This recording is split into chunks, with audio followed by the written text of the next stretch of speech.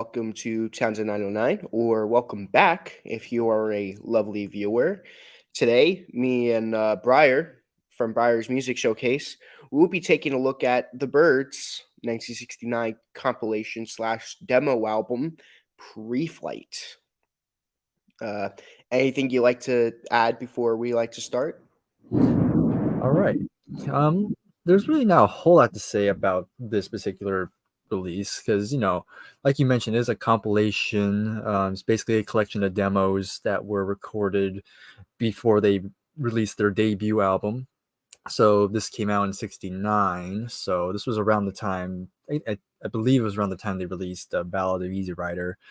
But it's kind of an interesting thing. You have a lot of songs that would appear on the debut and some songs that didn't appear on the debut. So it was kind of interesting, kind of going back and listening to some of these. So I'm very interested to talk about. That is for sure. For these, like, there's like two particular songs on this album I actually prefer over the debut version. Hmm. Okay. So, yeah. Uh, First song on the album you showed me, which I had no idea because I remember first time I ever heard this, it was a it was a turtle song. Oh, okay. And I was like, I thought it was a turtle song, and then when I found out this was the Byrds through hearing this, I'm like, oh, I didn't know the Byrds were in this. And yeah, what do you think about it though? Yeah, I mean, this was a pretty good song to start off. It's kind of this cool acoustic number. This was written by, it was kind of a collaboration between Gene and Roger. Just a very pleasant song. I think Roger's vocals sound pretty good on here. You kind of get an early, I don't think I mean, in my opinion, they haven't quite perfected their harmonies, but you could definitely see the seeds and definitely where their harmonies will go on when you get to the debut. So this was a very good song. Again, great start to an album, as they've always done. Yeah, even if it's just a demo album, it's just another not a single one of their 13, like, none of these 13 songs have disappointed, and yeah, this is definitely no exception to that. Yeah, I always thought this like a faster paced version that would end up being the Turtles version on their 1968 record, Battle of the Bands, or just the single. And hearing this sort of fast paced version is very interesting as opposed to the more slower version. Like, we're gonna eventually get to cover the Turtles, but Hmm. oh, little thunder in the background. Oh wow. Okay. But it's interesting. You're gonna hear this. You're gonna hear this version first. You're gonna be like, oh, the faster pace, and then you're gonna hear the slower version. It's like, yeah, this is a lot slower than the version I'm used to with the Byrds. But for me, it's the other way around because I'm used to the slower version. So hearing the sort of faster pace version is very interesting. Though, Hmm. yeah, really great way to start off the album, though. But yeah, really good. Second track on the album, which would lead, which would end up being on the debut album, Here Without You. Yeah. For a lot of these songs that would appear on the debut, I don't have a whole lot to say. But as I mean, I talked about them in the first episode, but yeah, another Gene song. Definitely a very primitive version of it. Definitely not as polished as the debut, of course. Of course, that's a given. But yeah, it's kind of an interesting. It's always fascinating to kind of listen to how the songs the first like early incarnation of the song before you get the final version. Um, um, I think I still prefer the final version, but that's just me. I think both are pretty good and they're pretty good in their own right. So yeah, pretty good. I actually prefer this version of it. This is one of the two songs I actually prefer the demo version of it than the final cut. I went over it in the debut. I thought it was pretty good, but I wasn't as big on it as the first Mm, first four tracks. yeah. Like Mr. Tambourine Man, if uh, I feel a whole lot better, Spanish Harlem Incident, and you don't have to cry anymore, but or you won't have to cry anymore. But yeah, this I thought that song was good on the debut, but this was really good. I was like really surprised how how good this version was. In my opinion, it should have just obviously it's not as polished as the one that would be on the debut, but I feel like if they would have polished this version up a little more, it would have been really good. Mm. uh, Next track on the album, She Has a Way. She Has a Way. Okay, another Gene song. Pretty solid song. Wasn't my favorite song on the album on this album, but it's just a very nice, very feel good track. You know, it was very pleasant. The drums were very prominent on this one. I noticed that the drums were very high in the mix. Um, almost kind of, I mean, to me, it kind of almost overshadowed the vocals at some parts. But you know, it's very solid. I don't really hate it, and yeah, I like it. Yeah, I like it too a lot. It's not one of my favorites either, but still a really solid song on the album. Doesn't bring it up or bring it down at all. It's just a nice little song. Next song on the album, The Reason Why. All right, another Gene song. This one has a pretty cool rhythm to it. I like the tempo of it. It's pretty nice, and I think this is where Roger you start to hear his guitar playing start to shine a bit more. He has a nice little solo in here, very melodic, which I've always really appreciated about Roger as a player. But besides that, again, I didn't have a whole lot to say. For some of these songs, I can kind of see why they weren't on the final album. This is probably one of them. I can kind of see why I didn't make it, but it's still a very good song, and yeah, I another one I enjoyed. Yeah, I really like the song too.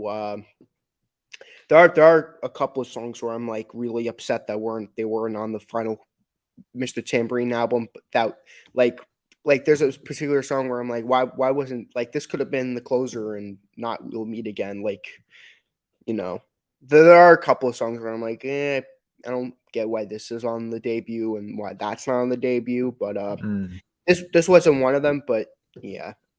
This is still a really great track though on its own. Fifth track on the album, For Me Again. All right, okay, again another Clark song. Um, yeah, not a whole lot to say. There's some nice guitar playing underneath. But you know, it's very chill. Not really a whole lot goes on in it. Again, it's another one of those songs I can kind of see why I didn't make it. But you know, it wasn't bad. It wasn't the greatest thing I've heard, but you know, it's solid and yeah, it's pretty good. I agree. This is another nice song in the album. I didn't have a whole lot to say about it, but it's still really nice song on the album. But Boston is the last song on the first side of the record.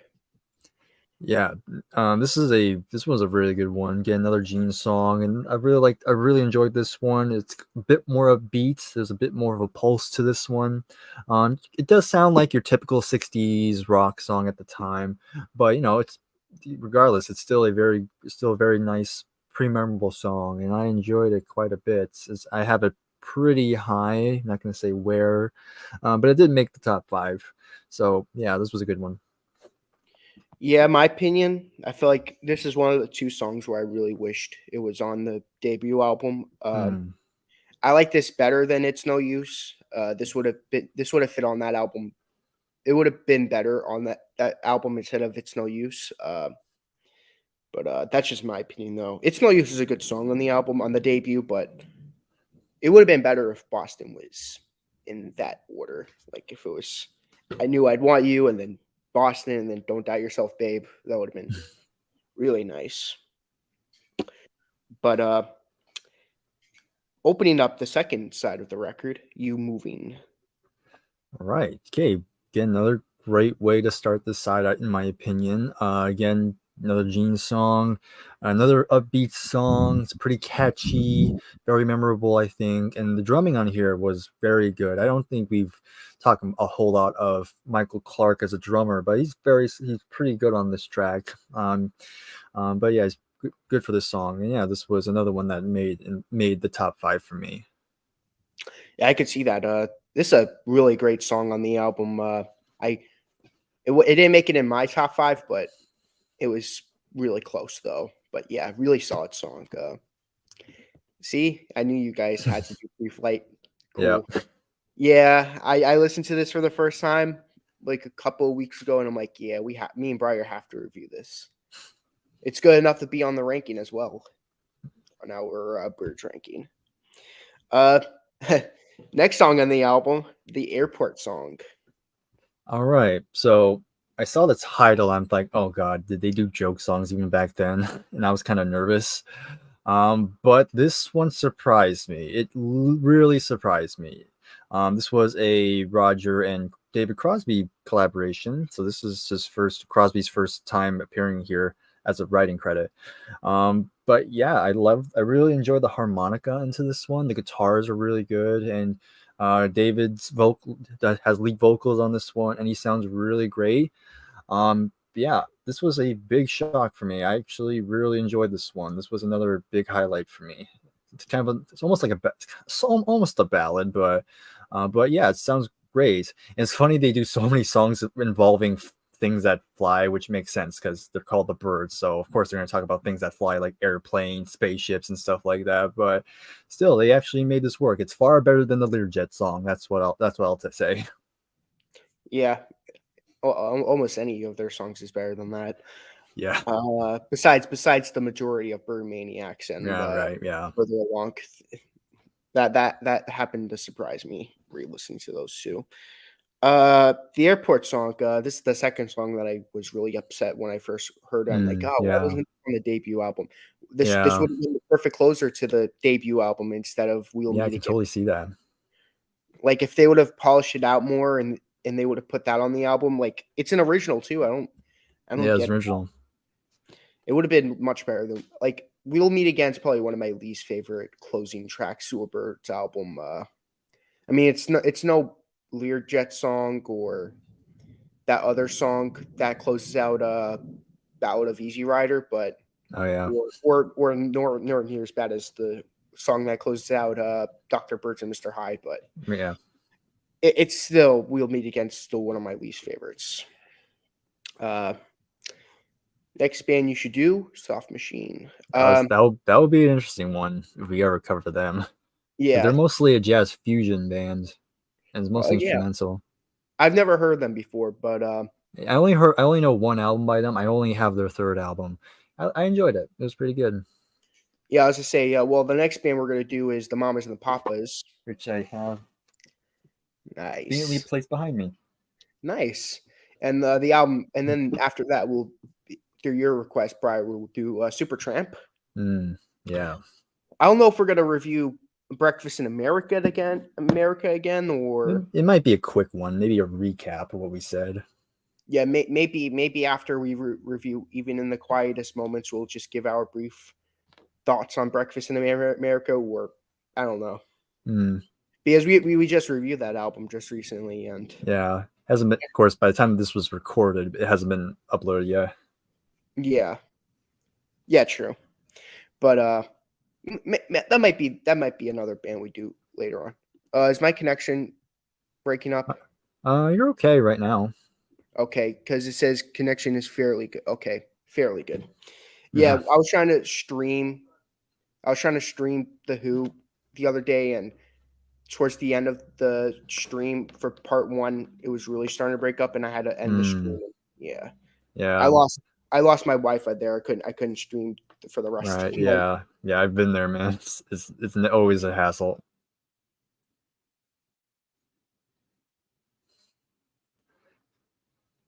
Yeah. All right. Just looking at looking at the chat there. So Zeb says so this is about Soft Machine. The first is totally psych, the second more prog and jazz, third and fourth is absolutely masterpieces, but everything they did is interesting. Even those late 70s ones are interested. Yeah, I do want to check out more of Soft Machine because I heard a lot of good things about them. Yes, especially the third and fourth I hear are pretty good. Well, I have the third, but the fourth one I heard is pretty good. And maybe I'll check out those first two because they're more psychedelic. Yeah. They also have 12 albums. Yeah, 12 albums. but I don't think they have any vocals though. I don't think they're known for that.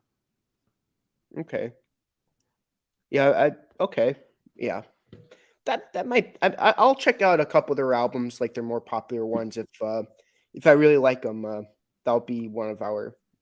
That'll be ones that we'll consider. Well, I'll consider us doing like after the two we're gonna do. But yeah, I will promise you this: we will be doing the soft machine. But depending on how I like them is like depending on how like long in between us doing them is depending on how I like them. Mm, Six is also worth checking out and bundles. they had Vocals. vocals, okay.